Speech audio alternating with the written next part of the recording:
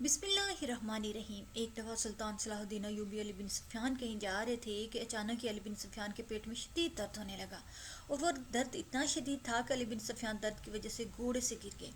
سپاہیوں نے علی بن سفیان کو اٹھایا اور محل لے آئے۔ سلطان نے شاہی حکیم کو حکم دیا کہ علی بن سفیان کا فوراً معائنہ کرو، لیکن شاہی حکیم نے پوری زور لگا دیا۔ علی بن سفیان پھر بھی درد کی شدت سے تڑپ رہا تھا۔ جب ارد گرد کے حکیموں کو بلایا گیا تو پھر بھی علی بن سفیان کو درد سے نجات نہ ملی۔ سلطان صلاح الدین ایوبی رحمۃ اللہ علیہ بڑا ہی پریشان ہو گئے، کیونکہ علی بن سفیان صلاح الدین ایوبی کا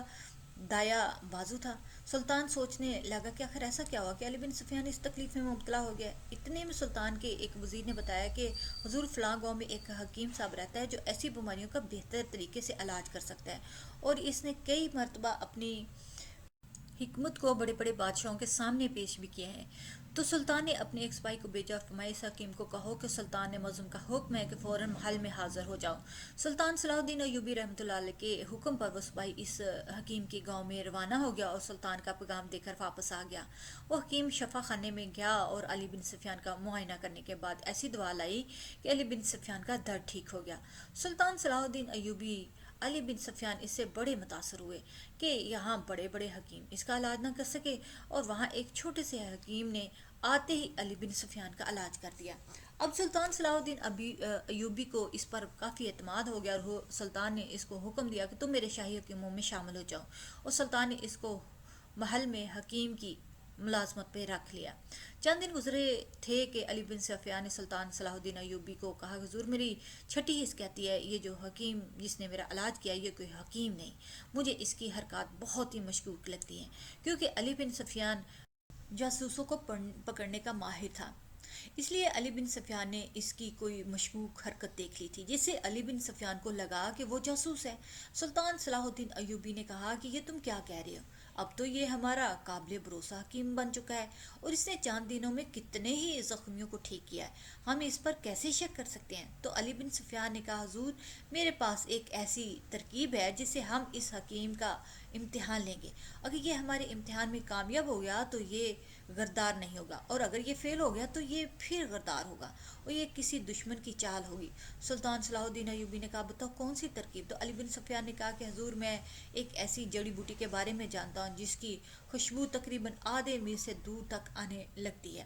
آپ اس حکیم کو اپنے پاس بلائیں اور اسے کہیں کہ مجھے فلاں جڑی بوٹی جنگل سے تلاش کر کے لے کر آئے، اور اسے حکم دے کہ جڑی بوٹی فلاں علاقے میں ملتی ہے، لیکن اس بات کو میں اور آپ جانتے ہیں کہ اس علاقے میں کوئی جڑی بوٹی نہیں، بلکہ میں خود اس علاقے میں جا کر چند جڑی بوٹیوں کے پودے لگا دوں گا، اور جیسے ہی وہ حکیم اس جنگل میں داخل ہوگا تو اگر وہ سچ میں حکیم ہوا تو وہ جنگل میں داخل ہوتے ان جڑی بوٹیوں کو تلاش کر لے گا، لیکن اگر وہ حکیم نہ ہوا تو وہ جڑی بوٹی اسے کہیں سے بھی نہیں ملے گی، اور ہماری اطلاعات کے مطابق یہ جڑی بوٹی کو لانے کے لیے اپنے مالک کے پاس ضرور جائے گا تاکہ وہ پکڑا نہ جائے۔ علی بن سفیان کے مطابق سلطان صلاح الدین ایوبی رحمۃ اللہ علیہ نے کہا کہ اس کو یہ کام دیا اور کہا کہ شام تک وہ جڑی بوٹی تلاش کر کے میرے پاس لاؤ۔ علی بن سفیان اس حکیم کا پیچھا کرنے لگا، اور جیسے ہی وہ حکیم جنگل میں داخل ہوا تو علی بن سفیان کو ان جڑی بوٹیوں کی خوشبو آنے لگی، کیونکہ علی بن سفیان نے پہلے ہی وہ جڑی بوٹی وہاں لگا دی تھی، لیکن وہ حکیم ادھر ادھر دیکھتا دیکھتا آگے جا رہا تھا۔ علی بن سفیان کا شک یقین میں بدل رہا تھا، کیونکہ ابھی تک اس کو جڑی بوٹی کی خوشبو نہیں آئی تھی۔ تھوڑی دیر ڈھونڈنے کے بعد جب وہ اس جڑی بوٹی کو نہیں ملا، کیونکہ وہ ایک جاسوس تھا، کوئی حکیم نہیں تھا، لہٰذا اس کو پتہ نہیں تھا کہ کون سی جڑی بوٹی کی خوشبو کیسی ہوتی ہے، تو وہ دوبارہ اپنے مالک کے پاس جانے کے لیے روانہ ہوا کہ وہ جا کر اپنے مالک سے جڑی بوٹی حاصل کر کے سلطان کو دے سکے تاکہ سلطان کا اس پہ اعتبار نہ اٹھ سکے۔ علی بن سفیان اس کا پیچھا کرتا جا رہا تھا تو وہ حکیم ایک غار کے اندر داخل ہوا، تو علی بن سفیان غار کے دہانے پہ جا کر کھڑا ہوا، تو اس حکیم نے اندر جا کر کسی آدمی کو کہا میں نے سلطان کے محل میں اپنے پاؤں جما لیے ہیں، اور سلطان اب مجھ پر دوسرے حکیموں سے بھی زیادہ بھروسہ کرتا ہے، میں چند دنوں میں بہت خاص معلومات آپ تک پہنچاؤں گا، لیکن اب سلطان نے مجھے فلاں فلاں جڑی بوٹی کہی ہے، وہ تم مجھے لا کر دو تاکہ میں سلطان کو دے سکوں، تاکہ اس کو مجھ پر شک نہ ہو۔ جب یہ بات علی بن سفیان نے سنی تو فوراً اپنے سپاہیوں کو حکم دیا، کہا کہ اس غار کو چاروں طرف سے گھیر لو، اور چند سپاہی اندر آ گئے اور اس حکیم کو اور اس کے مالوں کو پکڑ کر لے آئے، اور آ کر سلطان صلاح الدین ایوبی کے سامنے حاضر کیا، اور علی بن سفیان نے سلطان سے کہا کہ یہ حکیم بالکل غدار ہے، اور یہی اس کا مالک ہے جس نے اس کو میرے علاج کے لیے اس حکیم کی جگہ بھیجا تھا تاکہ یہ میرا علاج بہتر کرے، اور اپنا اعتماد جیت سکے اور ہماری خفیہ معلومات اپنے اس مالک تک پہنچا سکے۔ جب یہ بات سلطان صلاح الدین ایوبی نے سنی تو ان دونوں کا سر قلم کر دیا اور کہا کہ دشمن تو میرے سامنے بچ سکتا ہے لیکن غدار کبھی نہیں۔ دوستو، آپ کو یہاں پر سلطان صلاح الدین ایوبی کی عقل مندی کا ایک دلچسپ واقعہ سناتے ہیں کہ ایک دفعہ سلطان صلاح الدین ایوبی رحمۃ اللہ علیہ نے علی بن سلطان کو اپنے علی بن سفیان کو اپنے کمرے میں بلایا اور کہا کہ آج میرا دل کہہ رہا ہے کہ بازار جا کر اپنے لیے کچھ خریداری کروں اور اسی طرح بازار کی سیر و تفریح بھی ہو جائے گی۔ جب یہ بات علی بن سفیان نے سنی تو علی بن سفیان کہنے لگے، سلطان معظم، یہ سلطنت بھی آپ کی اور یہ بازار بھی آپ کی، تو آپ کو کسی سے اجازت لینے کی کیا ضرورت ہے؟ تو سلطان صلاح الدین ایوبی نے کہا کہ دوسری طرف مجھے یہ سوچ آ رہی ہے کہ اگر میں بازار میں گیا تو بازار میں مجھے دیکھ کر لوگوں کی بھیڑ لگ جائے گی اور تاجروں کے کام پر بہت اثر پڑے گا اور میں نہیں چاہتا کہ میری وجہ سے کسی غریب کے رزق میں رکاوٹ آئے۔ تو علی بن سفیان تھوڑی دیر سوچنے میں مصروف ہو گئے اور کہنے لگے کہ ٹھیک ہے سلطان معظم، میرے پاس ایک ترکیب ہے جس سے آپ بازار میں خرید و فروخت بھی کر لیں گے اور کسی کو پتہ بھی نہیں چلے گا اور اسی بہانے بازار کی سیر و تفریح بھی ہو جائے گی۔ تو سلطان صلاح الدین ایوبی نے کہا کہ بتاؤ کون سی وہ ترکیب ہے؟ تو علی بن سفیان نے کہا، حضور آپ بھیس بدل کر بازار میں چلے جائیں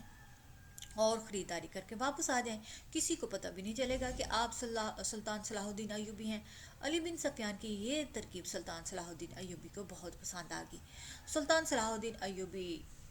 رحمۃ اللہ علیہ نے ایک عام انسان کا بھیس بدلا اور ہاتھ میں ایک ڈنڈا لیے گھوڑے پر روانہ ہو گیا۔ سلطان صلاح الدین ایوبی بازار میں پہنچ گیا۔ ہر طرف لوگ خرید و فروخت میں مصروف تھے کیونکہ لوگ خریداری بہت زیادہ کر رہے تھے کیونکہ آگے عید الفطر آنے والی تھی، اس لیے بازار میں بہت زیادہ بھیڑ لگی ہوئی تھی۔ سلطان صلاح الدین ایوبی تاجر کے پاس گئے اور کپڑا دیکھنے کے لیے تاجر کو مخاطب کیا۔ تاجر نے آپ کے سامنے بہت سارے لباس رکھے اور کہا کہ حضور ان میں سے جو بھی آپ کو پسند آئے وہ بتا دیجیے گا۔ سلطان صلاح الدین ایوبی رحمۃ اللہ علیہ ان کپڑوں کو پسند کر رہا تھا کہ اچانک بازار کے نکر سے لوگوں کے شور کی آواز آنے لگی۔ سلطان صلاح الدین ایوبی رحمۃ اللہ علیہ نے اس تاجر سے پوچھا کہ یہ کس وجہ سے ہے؟ تو اس تاجر نے کہا، بھائی اس بازار کی نکر پر مسلمانوں نے ایک زمیندار سے زمین خریدی تھی تاکہ اس جگہ پہ مسجد بنا سکیں، تاکہ بازار میں موجود تاجر اور آنے والے مسافر مسجد میں نماز ادا کر سکیں۔ لیکن بازار کے تاجروں نے زمیندار سے زمین خریدی تو اس نے دھوکے سے ایسے معاہدے پر ہم سے دستخط کروا لیا جس پر لکھا تھا کہ زمین سے تقریباً 15 فٹ کے بعد زمین کا وہ مالک زمیندار ہوگا اور وہ جسے چاہے دے گا۔ جب یہ بات سلطان صلاح الدین ایوبی نے سنی تو کہا، یہ بڑی عجیب بات ہے کہ زمین سے 15 فٹ کے اوپر کے بعد وہ زمین زمیندار کا کیا کرے گا؟ تو اس تاجر نے کہا کہ بھائی وہ زمیندار بڑا ہی منافق نکلا ہے، اس نے مسلمانوں اور عیسائیوں کو لڑانے کے لیے ایک چال چلی۔ سلطان نے کہا وہ کیسے؟ تو اس نے کہا کہ اب اس زمیندار نے مسلمانوں کو کہا کہ جب تک تم 15 فٹ تک اپنی مسجد کی تعمیر کر لو گے تو 15 فٹ کے بعد میں مسجد سے اوپر ایک شراب خانہ بنانے کے لیے عیسائیوں کو جگہ دے دوں گا۔ سلطان نے کہا یہ کیسے ممکن ہے؟ تاجروں نے کہا وہ زمیندار چاہتا ہے کہ وہ مسجد کی چھت پر ان عیسائیوں کو شراب خانہ بنا کر دے، ان کے لیے جگہ دے۔ سلطان نے کہا یہ تو سراسر زیادتی ہے۔ سلطان صلاح الدین ایوبی آہستہ آہستہ اس بھیڑ کی طرف بڑھنے لگے، جا کر معلوم کیا کہ اصل بات کیا ہے۔ لیکن اتنے میں سلطان صلاح الدین ایوبی اس بھیڑ کے قریب جانے ہی لگا تھا کہ پیچھے سے آپ کے ایک خفیہ سپاہی نے آ کر خبر دی، حضور پڑوسی بادشاہ کا ایلچی محل میں آپ کے لیے بہت خاص پیغام لے کر آیا ہے اور وہ آپ کا انتظار کر رہا ہے۔ علی بن سفیان نے پیغام بھجوایا کہ جلد جتنی ممکن ہو سکے آپ محل پہنچیں کیونکہ پیغام بہت قیمتی ہے۔ یہ بات سلطان صلاح الدین ایوبی نے سنی تو سلطان صلاح الدین ایوبی واپس اس جگہ سے محل کی طرف روانہ ہو گئے اور ادھر وہ بازار کے تاجر و عیسائی یہ معاملہ لے کر قاضی صاحب کے پاس پہنچ گئے اور قاضی صاحب کے سامنے مقدمہ پیش کیا۔ جب قاضی صاحب نے دونوں فریقین کی دلائل سنے تو عیسائیوں نے پھر وہی دستاویز دکھائے جن پر تمام تاجروں کے دستخط کیے ہوئے تھے۔ اب قاضی صاحب نے کہا کہ قانوناً تو یہ مسجد کی چھت پر کچھ نہیں بنا سکتے، لیکن تم سب تاجروں نے اپنے ہی ہاتھوں سے اس پر دستخط کیے ہوئے ہیں کہ زمین سے 15 فٹ کے اوپر یہ زمیندار اصل زمین کا مالک ہوگا اور جیسے وہ چاہے وہ جگہ جس کو چاہے دے سکتا ہے۔ قاضی صاحب نے کہا کہ اب ان دستاویز کو دیکھ کر ہی فیصلہ سناؤں گا، اور اس قاضی صاحب نے مجبوری میں آ کر فیصلہ ان عیسائیوں کے حق میں کر دیا۔ ان دونوں گروپوں کے درمیان کشیدگیاں پہلے سے زیادہ بڑھ گئیں اور پورے بازار میں فساد پھیلنے لگا اور دشمن اپنے منصوبوں میں کامیاب ہو رہا تھا کیونکہ اس کے پیچھے دشمن کی بہت بڑی چال تھی۔ لیکن ابھی تک اس چال کو کوئی بھی نہیں سمجھ پا رہا تھا۔ اتفاق سے اس قاضی صاحب کو خیال آیا کہ میں نے اپنے عہدے کی لاج رکھتے ہوئے اس مقدمے کا فیصلہ سنایا، لیکن اگر اب سلطان صلاح الدین ایوبی کے پاس یہ مقدمہ لے کر جائیں تو وہ اس کا کوئی ایسا مناسب حل نکالے گا جس سے دشمن کی چال ملیاں میٹ ہو جائے گی اور رسائی دھول چاٹ کر واپس چلے جائیں گے۔ یہ خبر سن کر تمام تاجر سلطان صلاح الدین ایوبی کی کھلی کچہری میں پہنچ گئے۔ سلطان صلاح الدین ایوبی عدالت میں موجود تھا۔ سلطان صلاح الدین ایوبی رحمۃ اللہ علیہ نے پوچھا تو انہوں نے وہی ساری بات بتائی جو سلطان صلاح الدین ایوبی کو اس بازار میں موجود تاجروں نے بتائی تھی۔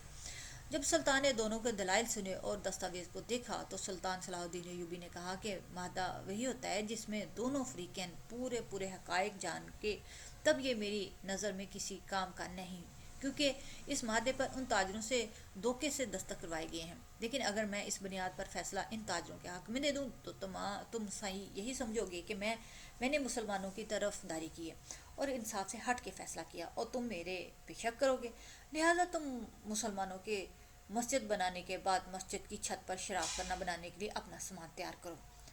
یہ بات مسلمان تاجروں نے سنی تو بڑے حیران ہوئے اور آپس میں سرگوشیاں کرنے لگے کہ یہ سلطان کو کیا ہو گیا، ہم یہاں پر انصاف لینے کے لیے آئے ہیں، الٹا یہ ان ہسائیوں کے ساتھ مل گیا۔ تو جب وہ ہسائی چلنے لگے تو اتنے میں سلطان صلاح الدین ایوبی نے ان تاجروں کو اپنے پاس بلایا اور کہا کہ کبھی بھی پورے حقائق